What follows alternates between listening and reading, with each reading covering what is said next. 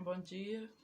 Vamos para a aula agora dos nossos juniores, que também estão estudando sobre a vida de Jesus, sua obra, né, nos seus 3 anos de ministério aqui, antes da sua morte, ressurreição e ascensão. Hoje a gente vai estudar sobre o poder de Deus. Nós sabemos que Deus tem vários atributos, inclusive essa vai ser a aula que o pastor Vitor vai estar falando hoje para os adultos também, os atributos de Deus. Deus tem muitos atributos.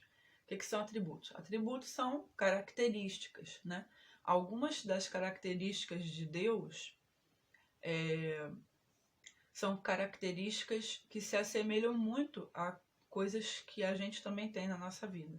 Por exemplo, Deus é um ser inteligente, né? Então, inteligência é um atributo de Deus. Mas tem coisas que Deus tem, que são atributos de Deus e que nós não temos.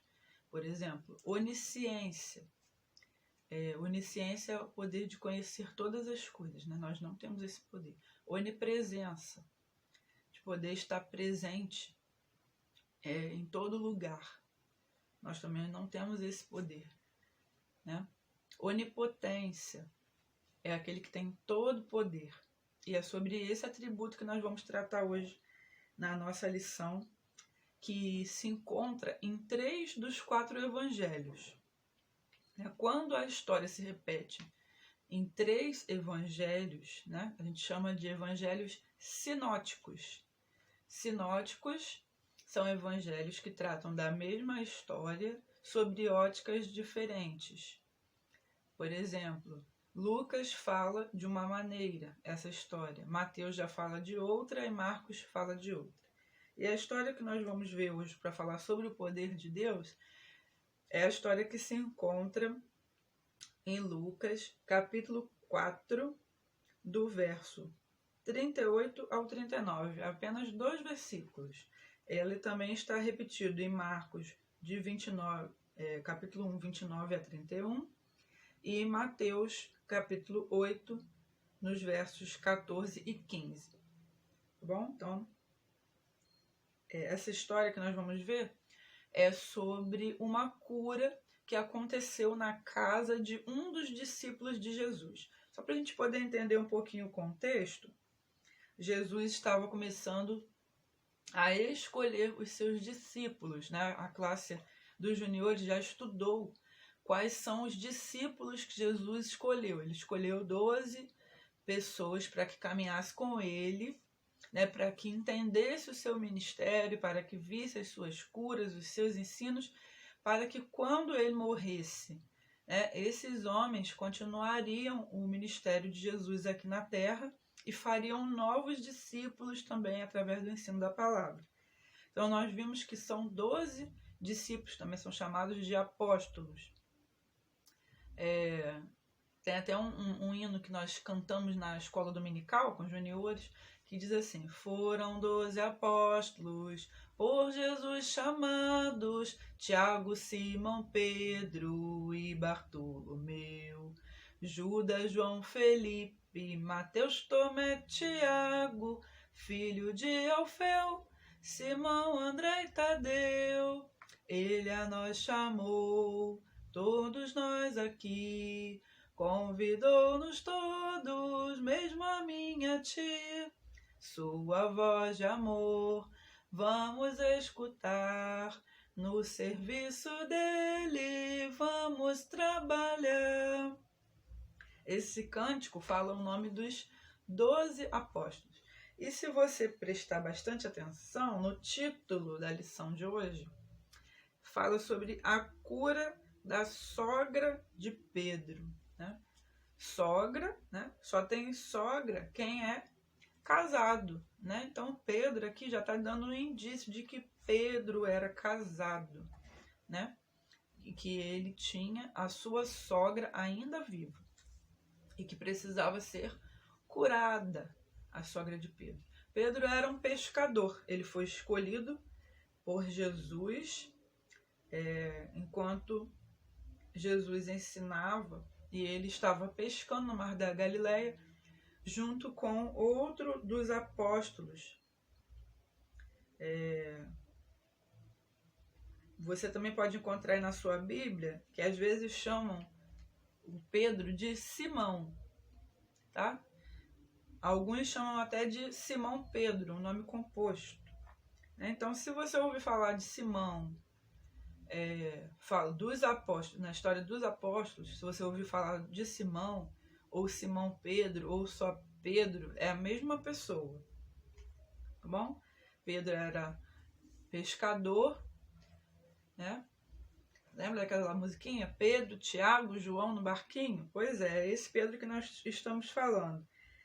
Então, Jesus estava ensinando lá na sinagoga. A sinagoga era uma espécie de uma praça bem grande, onde as pessoas se reuniam para ouvir a palavra, não só através de Jesus, mas através de sacerdotes, né, de alguns fariseus, pessoas que queriam ensinar, qualquer um que quisesse ensinar alguma coisa, ia até uma sinagoga para ensinar. E Jesus estava voltando aqui na palavra de Deus, no verso 38 do capítulo 4 do Evangelho de Lucas, diz: deixando a sinagoga, Jesus foi para a casa de Simão. Tá vendo? Aqui está dizendo Simão, no Evangelho de Lucas está dizendo Simão, que é Pedro, tá bom? Então Jesus foi, né, era um dos discípulos dele, acabou lá a reunião na sinagoga, Jesus foi para a casa de Simão Pedro. E quando Jesus chegou na casa de Simão, ele encontrou a sogra de Pedro muito enferma. A palavra de Deus diz que a sogra de Pedro estava com uma febre altíssima. Com certeza você aí de casa já teve uma febre muito alta, teve que se medicar, às vezes a sua mãe te deu aquele banho gelado para poder tentar baixar a sua febre, fez de tudo, né? Levou você ao médico e não conseguiu que a febre baixasse, não é mesmo? Febre acomete qualquer pessoa. Ah, tia, mas ela é serva de Deus. Servos de Deus também têm doenças, né? E então, chegando na casa de Simão Pedro, disseram para Jesus que a sogra de Simão Pedro estava com muita febre. Então, a palavra de Deus diz que Jesus, inclinando-se, repreendeu a febre. E sabe o que aconteceu? Quando Jesus repreendeu, Jesus usou da autoridade da sua palavra. Toda a autoridade foi dada, foi constituída por Deus, né? E Deus deu essa autoridade a Jesus enquanto servo, enquanto homem aqui na terra. Ele deu autoridade porque Jesus também era Deus. Jesus era 100% humano e 100% Deus. Ao mesmo tempo que ele era Deus, ele era humano. Também ele sentia como a gente sente, ele tinha que dormir, ele tinha que comer, ele tinha que tomar banho, né? Mas toda a autoridade foi dada ao Senhor Jesus. E Jesus usou da sua autoridade, e a palavra diz aqui, essa palavrinha aqui, ó, repreendeu. Ele repreendeu a febre, e a febre imediatamente a deixou. Imediatamente deixou a sogra de Pedro. E sabe o que ela fez? Ela poderia ficar, mas eu tive febre, vou ficar aqui deitada, isso, aquilo. Não. Ela imediatamente se levantou e passou a servi-los. Ela serviu tanto a Jesus, quanto o seu genro Simão Pedro, quanto a todos que estavam ali reunidos naquela casa.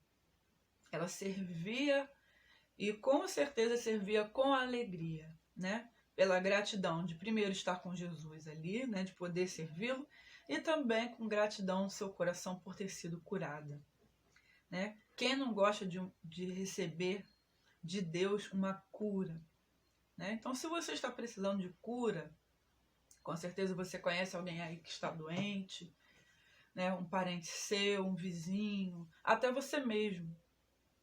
Você está precisando de uma ajuda, um auxílio de Deus, essa palavra de autoridade do Senhor para repreender qualquer mal, porque a gente começou lá no iniciozinho falando que a gente ia falar sobre a onipotência de Deus, esse Deus que tem todo poder e toda autoridade. Ninguém pode tirar a autoridade do Senhor. E quando Ele quer, basta uma palavra. Basta só uma palavra para Ele poder repreender qualquer tipo de enfermidade.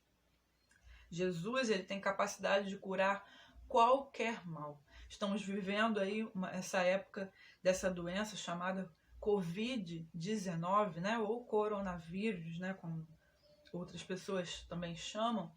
E a gente precisa estar na nossa casa, usar, né, o álcool em gel, usar a nossa máscara quando a gente vai sair, ter muito cuidado para lavar as nossas mãos. E todo esse cuidado que a gente tem, às vezes não adianta de nada e a gente pega uma doença, né? Às vezes a gente fica doente, porque ficar doente faz parte da vida. E se a gente ficar doente, o que a gente vai fazer?